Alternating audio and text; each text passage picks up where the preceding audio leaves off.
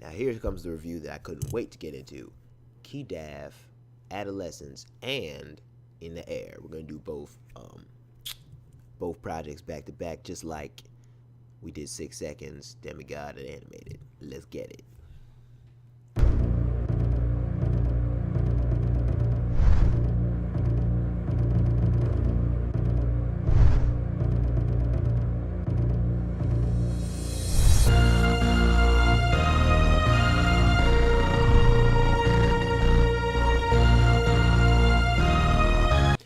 So, when it comes to his first project, Adolessons, this is my favorite loaf music project that has come out to date. Right next to Back to Brooklyn and Live from the Dungeon. So, if I had a top 3 projects of all time, it would probably be Adolessons, Back to Brooklyn, then Live from the Dungeon. Probably because I told y'all I love that boom bap sound. And just this project from top to bottom, I enjoyed every single track. So it was hard to pick a top 3. The same goes for Back to Brooklyn. Like, when you get to projects like these, it's real music. And that's what I love about loaf music, because they put out stuff that feels good. Like, music doesn't have to be hip hop in this particular case. Doesn't have to be like overbearing, like bars that are over your head. You can have all that. There's a place for all that. But if I want to listen to some hip hop and just, chill out or relax and enjoy hip hop, really, I need sounds like this, like boom bap instrumentals. Doesn't have to be boom bap, of course, but like just instrumentals that aren't too overbearing, and a lyricist who has really clear pronunciation and is telling a story, like telling their story. And in some cases, telling their story is also my story. So yeah, so Kidaf, Adolessents, the name is clever because it's adult lessons. I love the fusion of the word. I don't know what that type of English language technique is, but yeah, he fused the word really well. And my top 3 tracks would have to be Today, Karma, and We Young. So the reason I chose these 3 was because it's just him letting loose and observing his surroundings pretty much. Like he says, today gonna be what today gonna be. He's talking about his grind through music and everything, how he's slowly leveling up, but at the same time he's enjoying the journey. So that's my top number 1. Then Karma, of course, because he's talking about, you get what you put out. A lot of rappers don't take that stance when it comes to rap. They just think they can do anything and get away with it. And Kidaf in this case is at least acknowledging, like, you're gonna put out some good stuff, you're gonna get good stuff back. So yeah.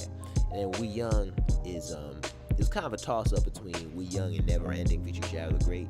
But We Young came out on top because he was acknowledging that, a lot of mistakes we do, a lot of crazy stuff we do in the moment, we do it because we're young. We don't really take in consideration what's going on down the line.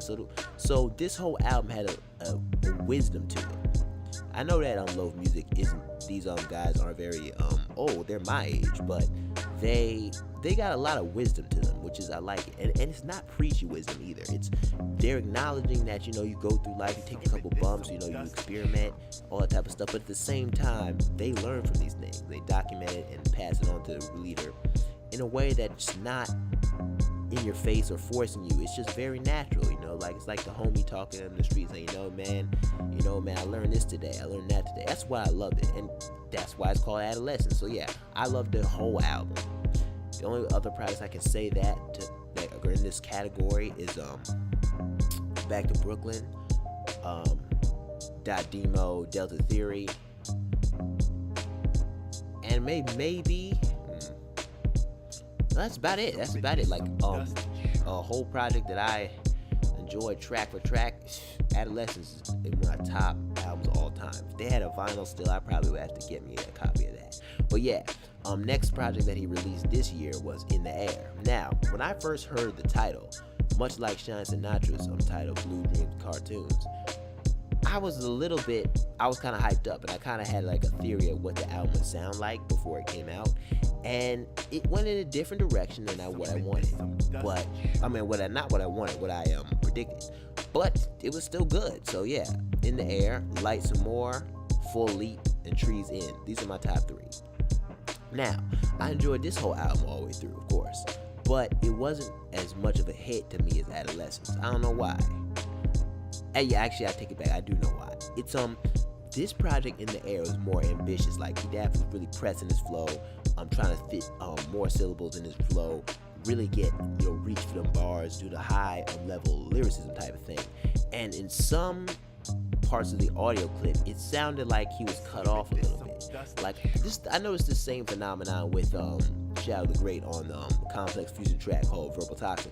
Like it seemed like he had more to say on a couple of these tracks. For example, Quite Lifted, he featuring Chelsea Reject, of course, and Sean Sinatra. I'm gonna get to Chelsea Reject in a minute, but on his third verse, he was the third verse. He kind of cut himself off before the hook came in. Hook is smooth, love the hook, but it seemed like he had more to say. He said, nah, I gotta cut this for the sake of the beat in the track. I gotta cut what I'm saying off right here. Shadow the Great kind of did that at the same time on Verbal Toxin. Like Shadow the Great was really on a roll on that track, and I understand as a lyricist, you get into that zone, you don't want to stop, but for the sake of a track, you gotta make that sacrifice. So yeah, on a lot of these tracks, I felt that. Like on Lights and More on the third verse, I felt that a little bit. Quite Lifted, of course, I said third verse, of course.